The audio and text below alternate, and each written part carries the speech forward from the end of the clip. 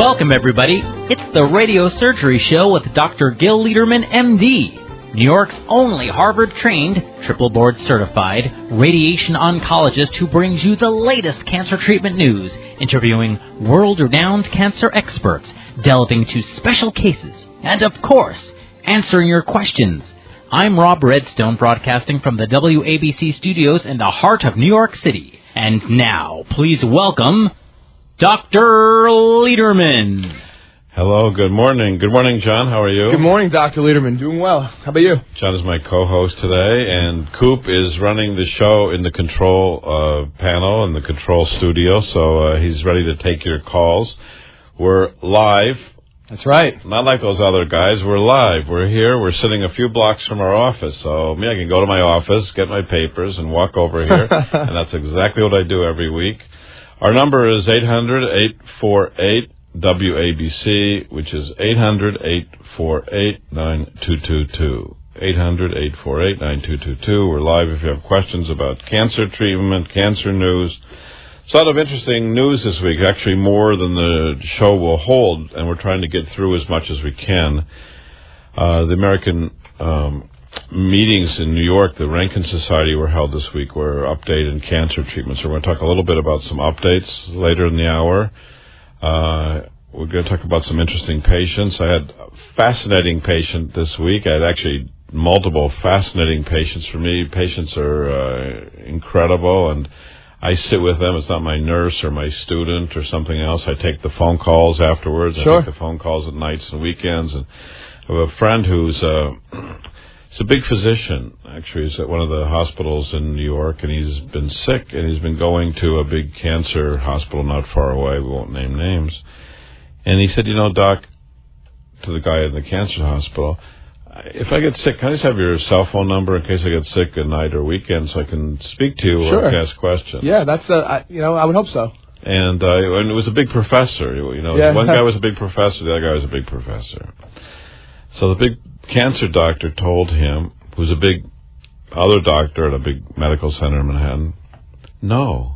Wow, really? And I was shocked. Honestly, I was shocked because they've known each other for 5 years. They've established a relationship. I was going to say the relationship is almost outside of their professional relationship. Yeah, and he said it was so cruel. Yeah, sure. He said, if I give you my phone number, then I'll have no time to do my work.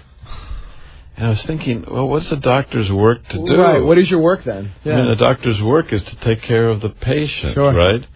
And this man had a terrible complication from chemotherapy. He had chemotherapy on a Thursday night, and 24 hours later he got septic. Septic is when you have an overwhelming infection. Okay. And he had fevers to 105 degrees, and he was shaking, and he couldn't get a hold of the doctor. And he ended up going to the emergency room, and he got twisted around, and finally they were going to send him home, and then they realized he was septic, and he nearly died. He was in the hospital for more than a week. Wow. And lost consciousness. And he was a big doctor. Yeah, he lost consciousness. He was almost dying, hypotensive. And throughout that period, the doctor wouldn't speak to him on the phone and actually didn't even come to visit. So it was shocking. It's shocking to him how I take care of, he comes to me now and he compares, and he thinks I'm doing something special for him because he's my friend, but actually I do the same thing. I take his calls. He had this terrible pain this week. We arranged a test immediately. He had the test done. He had the answer in his hand within minutes. Outstanding, right. And he thought like it's special treatment. Yeah, VIP treatment. But I try to give everyone the report, and that's the other thing. Many patients come to us and they don't have any reports. Their doctors never give them a report, the pathology or the CAT scan or the PET scan or the MRI. So they come and they have nothing in their possession. And a patient comes to me, we call and get those reports, and we give a copy to the patient. So they have it in their hand and they read it. And it's incredible. A patient and their family will take that report and they'll read it. They'll read every word. Sure. They devour that thing, and they'll ask, what does this mean? And what does that mean? And what does this mean? And, so they understand what disease they have and what they're facing. And I just find it, personally, I find it incredible that patients are people. People have illnesses, and they don't even have documentation of what they have. Yeah. So, and it's obviously something that person has. It's part of their history. You know, their family may want to know, their children may want to know, their loved ones may want to know what does Dad have, or what does Mom have, or what does Johnny have. Sure. So there's many things that we do that are different, and a lot of the things are just subtle little things, like that make a big answering difference. a phone call. Yeah. Now, let me ask you, Doctor, if a listener doesn't have a chance to call in this morning and wants to reach you over the weekend, and they call 212 Choices, will they speak to a receptionist or? No, they get me. The phone lines go to me. Wonderful. So that's back to being there for the patient. Right now, I may be. Let's say I'm taking a shower. Yeah, well, I'm sure that's understandable. So if I'm taking a shower, I should call back in 20 minutes. Yeah, good. I wasn't sure about that. There's a few things I'm doing that I can't exactly answer the phone. That's fair enough. But usually, or if I'm in a subway, if I'm going from point A to point B in Manhattan, and the phones don't work down there, they call back, or they can leave a message. Right, that's good to know. Good to know, because I'm sure some listeners have an afterthought. Maybe they want to reach out to you. I have a question. So there was a very interesting man. It was kind of like, it'd be headline news. It was 1973 in Watergate. This would be like the smoking gun. Yeah, sure. Do you remember anything about Watergate and the smoking gun? And the smoking gun is when they found irrefutable evidence that something bad happened. Right. That's the smoking gun. So this week I found the smoking gun, and it was incredible. This man came. It's a true story. Everything I tell is a true story here. He's 43 years old. He came with his fiancée, beautiful woman, really bubbly with life. Right. And he's 43. He has prostate cancer. He hasn't had treatment for a year and a half. He's had zero treatment. Okay. He came and saw me last summer, and we spoke about all the options. He chose not to be treated, and he's shopped around. He shopped around, like a lot of people do, and we always encourage people to shop as long as they wish, as long as it doesn't hurt them. Yeah. There's some studies, this is a black man, there's some studies that in the black community, a delay in treatment ends up hurting the patient. And with breast cancer and prostate cancer, some people wait so long. Actually, in the black community, prostate cancer mortality, which means death from prostate cancer, is 200% higher than the white community. And it's mainly due to delay. Yeah, sure. So, you should shop around, but on the other hand, you shouldn't shop until it harms you. So this man came in. He had a PSA 5 prostate cancer, Gleason 6. And he's shopping around, and he saw doctors at a big cancer hospital not far away. He was interested in robotic surgery. Now, we've spoken a little bit about robotic surgery in the past. Yep. Robotic surgery is the Da Vinci machine. So the patient's in the operating room and the patient's asleep. The doctor sits somewhere else. It could be around the world or in the next room or next door with a machine that has like gloves. And the doctor puts his hands in the gloves, and whatever the doctor's hands do, the machine mimics. Yeah. So at the National Cancer Meetings in Atlanta last month, people called it not robotic surgery because it's not a robot that's really doing it. Right. Puppet surgery. Yeah. Because your hands are in the gloves and they're moving around and they're imitating you like a puppet. Your hand opens up and the puppet opens up. Your hands close and the puppet close, right? So, and a lot of people think, wow, robotic is, like space age. It's a super miracle. Sure. You've got lights. Sounds fancy. You got lights and you're operating and it has these puppet therapy and they have lights, and you're supposed to see the nerves and see the blood vessels, so there's better results. And patients are being led to believe, it seems like falsely led to believe, that the results are better. Now, there's one website in New York about a doctor who does a lot of puppet therapy, or robotic therapy, whichever name you want to call it. He says he's done thousands of cases, and he claims a 97% cure rate. Now, there's an asterisk on that. I don't know what the asterisk means. It's hard to find the other end of the asterisk. Sure. It says 96% of patients regain continence, which means I don't know how many people lose urinary control. Sure. 85% of patients regain sexual function, and always operating with the same team. So that's what he's claiming. But then the government has issued a report, and from Johns Hopkins, a study has shown that the Da Vinci equipment, which has been on the market for a decade, and there's been 1 million procedures, have had thousands of mishaps.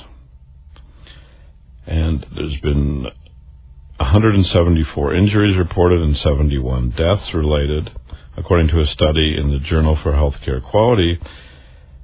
And doctors at Johns Hopkins were able to find many examples of botched surgeries that were not reported. And they concluded that the adverse events, meaning bad outcome, was vastly underreported. Now, if the bad outcomes are vastly underreported, it means when the doctor tells the patient the risks, benefits, and alternatives, he can't really tell them the risk because he doesn't really know because it's not been reported. Yeah, sure. So the doctors at Johns Hopkins say that the known reports to the FDA, which is the Food and Drug Administration, the adverse reports only represent the tip of the iceberg of surgical complications and adverse drug reactions. And, quote, the consequence is that little is known of the real disadvantages of the equipment, of the real injuries and deaths it may cause, even as robotic surgery is widely marketed to consumers. Now remember, there's advertising out there that says or suggests, like I just told you, 97% cure rate and everything's hunky-dory and people are regaining their function. But there's another article that came from Harvard that showed of people who had robotic surgery, sexual function remained normal in only 2.3% of men. Wow. So if 2.3% remain normal, how many are abnormal? Just under 98%. 98%. Yeah. Okay, and with open surgery, sexual function was normal in 2.9% of men, which means 97% are affected. Negatively with adverse sexual outcome, which usually means inability to have an erection adequate for intercourse. Right. And then about continence. Continence means the ability to control the urine. So from this report from Harvard that actually asked the men, 220 men who had open surgery, what percent had no problem with urinary continence? It was 19% with open surgery, which means 80% had problems with continence if they had open surgery. And with robotic or puppet surgery, only 13% of the 406 men had no problem. Wow. So that's another statistic that's telling you that the advertising hype isn't exactly what it sounds. Is the opposite. Yeah, it's the opposite. Actually, in this study, the headlines were complications no less with robotic versus open prostatectomy. So that's one article that was very important. And then this week, this man, the 43-year-old man, engaged this beautiful woman, wants to make his life together, and she wants to know what's going to happen to her. Sure. Isn't that fair? That's certainly fair. You know, she wants to know, she's marrying a 43-year-old guy, is he going to be healthy? Right. Is he going to be able to be sexually functional? Is he going to be leaking urine? What's going to happen to him? So he went to this big doctor who's a director of robotic surgery at a big cancer hospital. And he read the report that was written by the doctor for this patient. So this is the head of robotic surgery for prostate cancer at a big cancer hospital. And this is what he wrote. And I've got it in my hand. And if patients want to come in and see me, I will show it to you.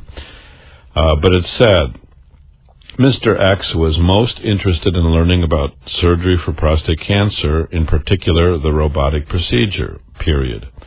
I explained to him the details of the operation and the anticipated post-operative course, period. I then reviewed the potential short and long-term risks of surgery. These include, but are not limited to, infection, bleeding, positional injuries, deep venous thrombosis, which means blood clot, pulmonary emboli, which means blood clot in the lungs, bowel injuries, rectal injuries, ureteral injuries, cardiac or respiratory problems, shortening of the penis, urethral strictures, incontinence, infertility, and impotence. Now, those are the possible complications of robotic surgery. And then the surgeon goes on. Remember, this surgeon is the head of robotic surgery. Sure. A big place. An established doctor. Sure. And he said, quote, "Lastly, I explained that while I prefer the robotic approach, comma, there is no convincing study demonstrating clear superiority over either an open or conventional prostatectomy." Wow. Now, if a hospital has to spend millions of dollars and they're advertising this, right, and the patient never saw it until he came to my office, sure. that the surgeon is saying there's no superiority of one approach over the other approach, then what the heck is going on here? What's going on? That's certainly what's going surprising. on? It's shocking.